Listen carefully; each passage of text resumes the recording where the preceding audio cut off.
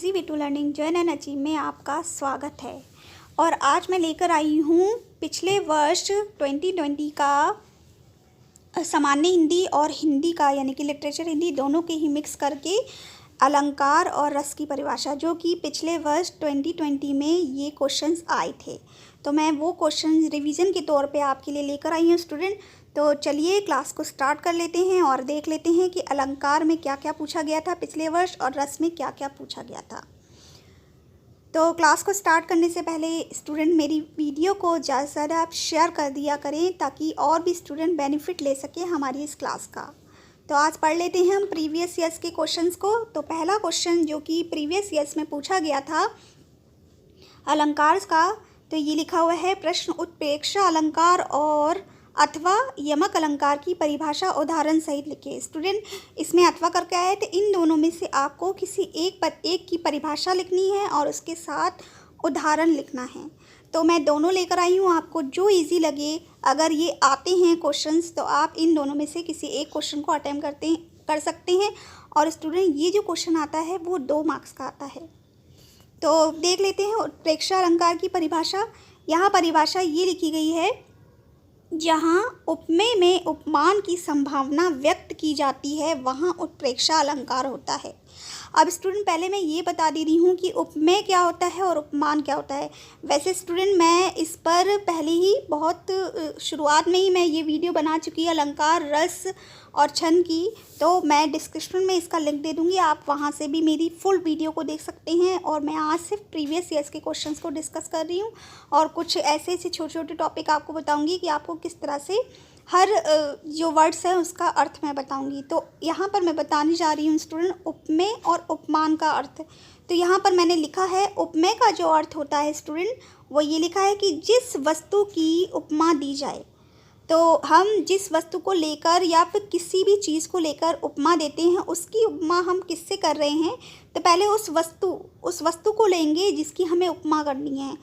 उसके बाद उपमान उसे कहते हैं जिसके द्वारा उपमा यानी तुलना की जाएगी, उसे उपमान कहते हैं। तो आई होप आपको समझ में आ गया होगा। जैसे कि उदाहरण द्वारा हम समझ लेते हैं। यहाँ उदाहरण लिखा है मुख मानो कमल है।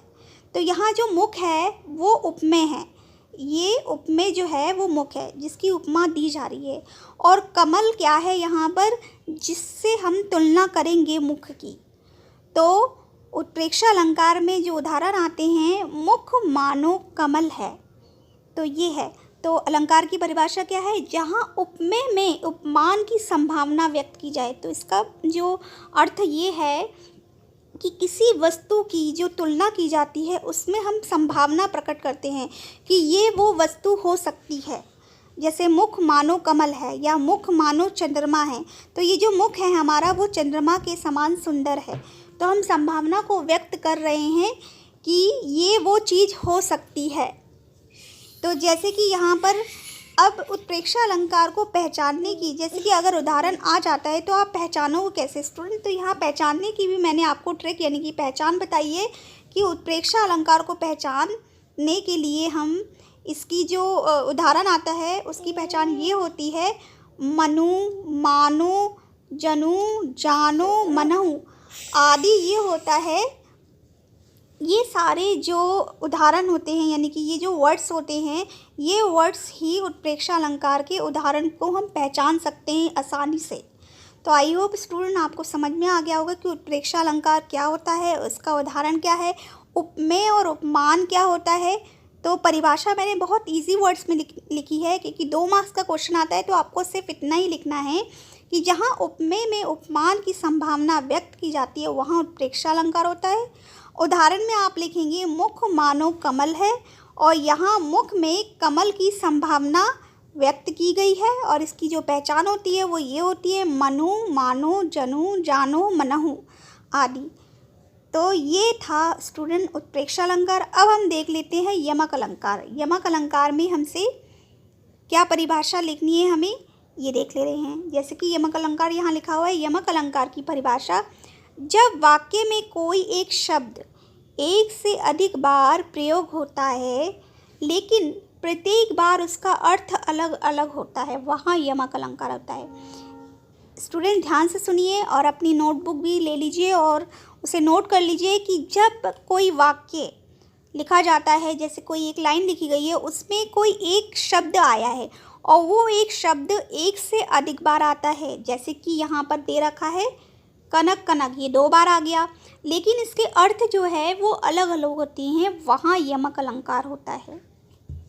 उदाहरण ये है, कनक कनक ते 100 गुनी, मादकता अधिकाय, बाप आए बौराए जग या खाए बौराए। तो यहाँ पर जो कनक और कनक 2 वर्ड्स दे रखे हैं, लेकिन इनके अर्थ अलग है। एक कनक का जो अर्थ है वो है सोना और दूसरे कनक का जो अर्थ है वो है धतूरा। तो यहाँ पर ये बोला गया है कि ये दोनों ही चीज़ों में इतनी मादकता होती है, इतना पागलपन होता है कि जब जग सोने को पाता है तो वो पागल हो जाता है, और जब कोई मनुष्य धतूरे को खाता है तो वो भी पागल हो जाता है। तो यहाँ पर इसका अर्थ यही था, कनक कनक ते 100 गुनी, मादकता अधिकाय, पाप आए बौराए जग या खाए बौराए। अब स्टूडेंट हम और देख लेते हैं अलंकार। अब स्टूडेंट ये आपकी स्क्रीन पे दूसरे अलंकार दे रखे हैं, और ये जो अलंकार आया था, जैसे कि मैं पढ़ ले रही हूँ पहले। प्रश्न है, रूपक अलंकार अथवा दृष्टांत अलंकार की परिभाषा उदाहरण सहित लिखिए। तो जो पहले अलंकार मैंने अभी पढ़ाए हैं, उत्प्रेक्षा और यमक, ये सामान्य हिंदी के पेपर में आए थे स्टूडेंट, और ये जो रूपक अलंकार और दृष्टांत अलंकार हैं वो लिटरेचर हिंदी के पेपर में आए थे। तो मैं दोनों ही कंबाइंड पढ़ा रही हूँ, तो आप लोगों को बता दे रही हूँ। तो चलिए रूपक अलंकार की परिभाषा को देख लेते हैं। तो रूपक अलंकार का जो अर्थ होता है वो होता है एकता, कि कोई भी चीज़ों की जो तुलना की जा रही है वो एक समान है, यहाँ पर उसमें कोई भी भेद या कोई भी विभिन्नता नहीं है।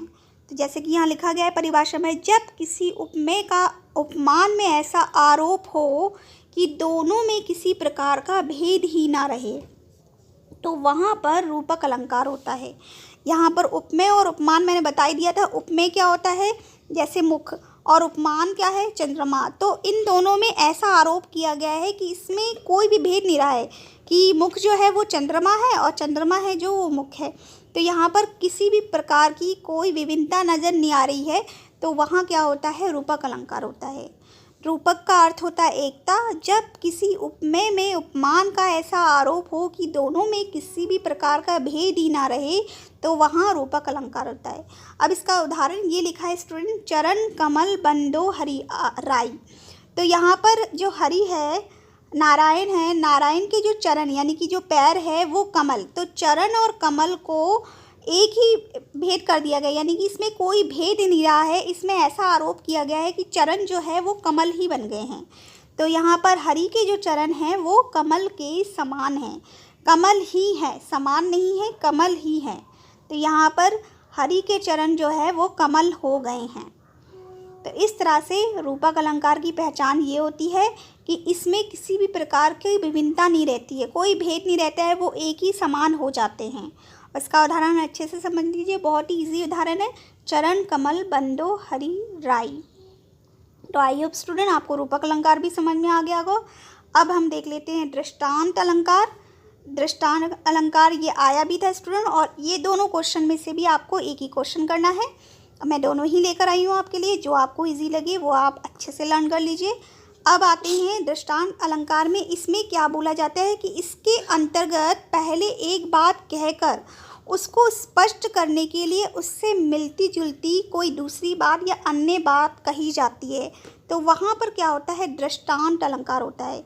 समझ लीजिए अच्छे से कि हम जब कोई एक बात कहते हैं, उस बात को और अच्छी से स्पष्ट करने के लिए, अच्छे से समझाने के लिए हम किसी और उदाहरण का यूज़ करते हैं, तो वहाँ पर क्या होता है, दृष्टांत अलंकार होता है। जैसे कि उदाहरण यहाँ पर ये दिया गया है दृष्टांत का,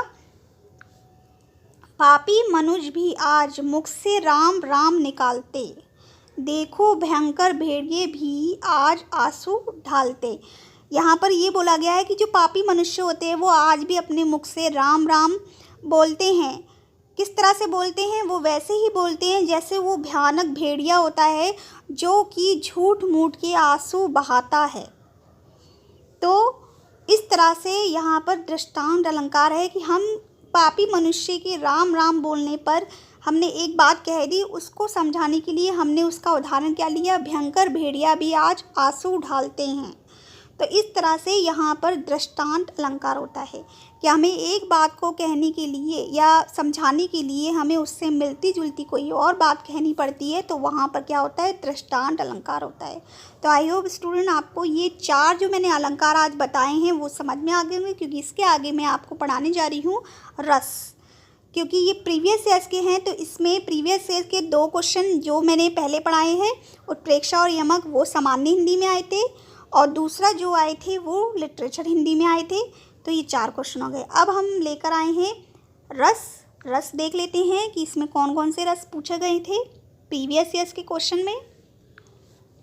तो यहाँ पर पहला ये क्वेश्चन है, श्रृंगार रस और वीर रस की परिभाषा उदाहरण सहित लिखिए। तो स्टूडेंट ये जो क्वेश्चन पूछा गया था, ये पूछा गया था जनरल हिंदी में, श्रृंगार रस और वीर रस। तो जो आपको इजी लगे इसमें से भी आपको अथवा करके दिया है, तो एक आपको लिखना पड़ेगा। तो श्रृंगार रस की परिभाषा देख लेते हैं। श्रृंगार रस का स्थायी भाव रति प्रेम है। जब किसी प्रिय व्यक्ति की और मन का झुकाव या लगाव होता है, जैसे यहाँ नायक नायिका के मन में एक दूसरे के प्रति प्रेम उत्पन्न होकर स्थायी भाव रति उत्पन्न होता है, तो वहाँ पर श्रृंगार रस होता है। श्रृंगार रस का जो स्थायी भाव होता है वो रति होता है, और रति का जो अर्थ होता है वो प्रेम होता है, प्रीति होता है। जब हम किसी प्रिय व्यक्ति की और मन का झुकाव या लगाव या प्रेम उत्पन्न होता है, वहाँ पर श्रृंगार रस होता है। यहाँ पर नायक नायिका के मन में एक दूसरे के प्रति प्रेम भी उत्पन्न होता है, और वो प्रेम से जो स्थायी भाव रति यानी कि प्रीति उत्पन्न होती है, वहाँ श्रृंगार रस होता है। इसका उदाहरण जो दिया है मैंने, ये दिया है, बतरस लालच लाल की मुरली धरी लुकाई सोहो भरे भोइनु हंसे देन कहे नटी जाए। ये स्टूडेंट ये जो उदाहरण है वो राधा कृष्ण के प्रेम से लिया गया है। तो जब राधा श्री कृष्ण की मुरली को छुपा लेती है, तो यहाँ पर जब श्री कृष्ण उनसे मुरली मांग रहे हैं तो वो ये कहती है, बतरस लालच लाल की, यानी कि बातों का इतना प्रिय प्रेम की बातों का इतना लालच है कि मुरली धरी लुकाई, राधा ने श्री कृष्ण की मुरली जो है छुपा ली है। सौ भरे, अब राधा क्या कह रही है, कसम खा रही है, सौ भरे भोइनु हंसू, वो भौय से हंसती हैं, और जब श्री कृष्ण मांगते हैं देन कहे नटी जाए, तो राधा बिल्कुल मना कर देती हैं कि मैंने आपकी मुरली नहीं छुपाई है। तो आई होप आज स्टूडेंट आपको ये उदाहरण भी समझ में आ गया होगा कि यहाँ पर एक दूसरे के प्रति प्रेम उत्पन्न हो गया है और वो एक दूसरे से लड़ रहे हैं, झगड़ रहे हैं प्रेम में, तो यहाँ पर श्रृंगार रस की उत्पत्ति होती है। आपको प्रेम से संबंधित जो भी आपको उदाहरण इजी लगे स्टूडेंट आप लिख सकते हैं। यहाँ पर सिर्फ मिलन का भाव उत्पन्न होता है, तो यहाँ पर क्या होता है, श्रृंगार रस होता है। आइए स्टूडेंट अब हम इसकी नेक्स्ट परिभाषा जो कि वीर रस है उसको देख लेते हैं। सो स्टूडेंट ये है वीर रस की परिभाषा। वीर रस को देख लेते हैं। वीर रस युद्ध करने के लिए अथवा नीति धर्म आदि की दुर्दशा को मिटाने जैसे कठिन कार्य के लिए मन में जब उत्पन्न होने वाले उत्साह से वीर रस की उत्पत्ति होती है। वीर रस का जो स्थायी भाव होता है उत्साह होता है। जैसा कि जब युद्ध करने के लिए हमारे मन में कोई उत्साह उत्पन्न होता है, या नीति धर्म या किसी का बुरा होते हुए भी हम सह नहीं पाते और उसके लिए मर मिटने के लिए जो उत्साह उत्पन्न होता है, वो हाँ स्टूडेंट वीर रस होता है। वीर रस में हमेशा जो उदाहरण दिए होते हैं वो लड़ाई से संबंधित होते हैं स्टूडेंट, जहाँ पर उत्साह दिखाया जाता है। तो वीर रस का जो स्थायी भाव होता है वो उत्साह होता है। उदाहरण यहाँ पर मैंने दिया है, बुंदेलो हरबोलो के मुँह हमने सुनी कहानी थी, खूब लड़ी मर्दानी वह तो झांसी वाली रानी थी। सो स्टूडेंट ये जो लेसन है झांसी की रानी, उसमें से जितने भी उदाहरण हैं वो सारे वीर रस के उदाहरण हैं। इसके अतिरिक्त जो महाराणा प्रताप और चेतक, ये सारे जो पृथ्वीराज चौहान से संबंधित जितने भी आपको उदाहरण मिलते हैं वो सारे उदाहरण वीर रस से ही उत्पन्न होते हैं। वीर रस क्या होता है, जहाँ युद्ध करने के लिए या फिर नीति धर्म आदि की जो दशा खराब हो गई है उस दशा को संभालने के लिए, कठिन कार्य करने के लिए हमारे मन में जो उत्साह उत्पन्न होता है वहाँ वीर रस की उत्पत्ति होती है। और वीर रस का स्थायी भाव उत्साह होता है। उदाहरण मैंने आपको बता ही दिया है स्टूडेंट। और मैं ये जो है पूरा जो पीपीटी है मैं आपको टेलीग्राम चैनल पे प्रोवाइड करवा दूँगी स्टूडेंट, तो आप वहाँ से इसको पढ़ लीजिएगा अच्छे से। तो स्टूडेंट हम देख लेते हैं नेक्स्ट परिभाषा यानी कि नेक्स्ट क्वेश्चन को। ये जो 2 क्वेश्चन थे वो कौन कौन से थे, वीर रस और श्रृंगार रस, ये आई थी सामान्य हिंदी में। अब उसके बाद लिटरेचर हिंदी में जो क्वेश्चन आए थे वो आया था करुण रस अथवा वीर रस की परिभाषा उदाहरण सहित लिखिए। स्टूडेंट वीर रस की परिभाषा तो मैंने अभी आपको जस्ट बताई दी है, तो हम देख लेते हैं करुण रस को समझ लेते हैं। करुण रस, जब किसी प्रिय या मनचाही वस्तु के नष्ट होने या उसका कोई अनिष्ट होने पर मन जो है शोक से भर जाए, करुण से भर जाए, तो वहाँ करुण रस की उत्पत्ति होती है। करुण रस का जो स्थायी भाव होता है वो शोक होता है स्टूडेंट। करुण रस क्या होता है, जब कोई प्रिय वस्तु या फिर कोई मनचाहा व्यक्ति हमसे दूर हो जाए या प्रिय वस्तु नष्ट हो जाए, तो वहाँ पर जब हमारा मन करुणा से भर जाए और शोक उत्पन्न हो जाए, दुख और दर्द उत्पन्न हो जाए, तो वहाँ करुण रस की उत्पत्ति होती है। उदाहरण ये है, ये उदाहरण मैंने लिया है स्टूडेंट केकई के अनुताप लेसन से।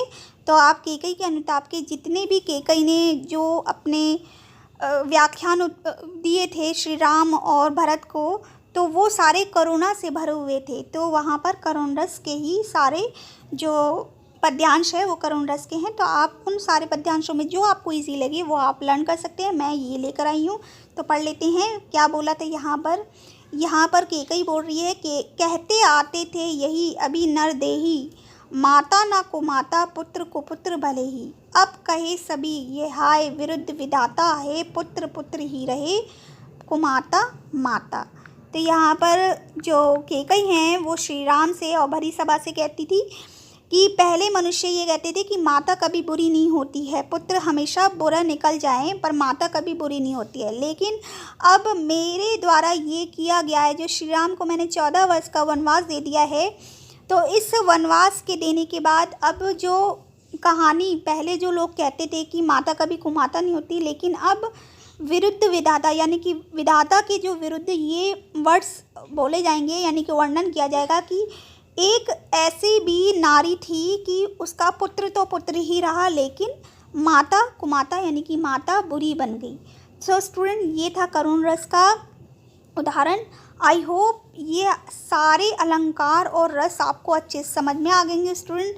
मैं ऐसे ही प्रीवियस ईयर्स के कुछ क्वेश्चंस जो हैं वो लेकर आती रहूँगी रिवीजन के तौर पे। तो अब हम जितने भी वीडियोस डालेंगे स्टूडेंट, मैं मॉडल टेस्ट पेपर से रिलेटेड या रिवीजन वीडियो डालूंगी, तो आपके ये लास्ट मोमेंट के रिवीजन की तैयारी है कि अगर आप लास्ट मोमेंट में मेरी ये वीडियो देख के जाते हैं तो आपको 95% मार्क्स आने की पूरी संभावना है अगर आप अच्छे से पढ़ते हैं स्टूडेंट।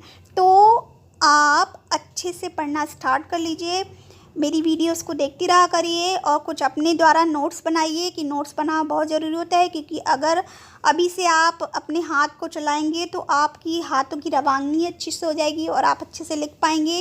राइटिंग पे ध्यान दीजिए क्योंकि हिंदी में राइटिंग के भी प्लस मार्क्स मिलते हैं। सो स्टूडेंट प्रिपरेशन करते रहिए मेरे चैनल के साथ, और आज से हमने रिवीजन वीडियो स्टार्ट कर दिया है। तो मेरे जितने भी वीडियोस आएंगे स्टूडेंट रिवीजन के ही आएंगे, जिसमें मॉडल टेस्ट पेपर का रिवीजन होगा, अनसॉल्व्ड होगा और प्रीवियस ईयर्स के कुछ क्वेश्चंस होंगे जो कि हम सॉल्व करेंगे इसी तरह से। तो अगर आपको मेरा ये वीडियो अच्छा लगा स्टूडेंट तो लाइक ज़रूर करिएगा और शेयर ज़रूर कर दिएगा, ताकि और भी स्टूडेंट बेनिफिट ले सके, जिनके पास मेरा वीडियो नहीं पहुँच पाया है उनके पास पहुँच सके। तो स्टूडेंट मैं बहुत जल्दी आऊँगी नेक्स्ट वीडियो लेकर, तब तक के लिए आप अपना ख्याल रखिए, खुश रहिए, सुरक्षित रहिए। Thank you.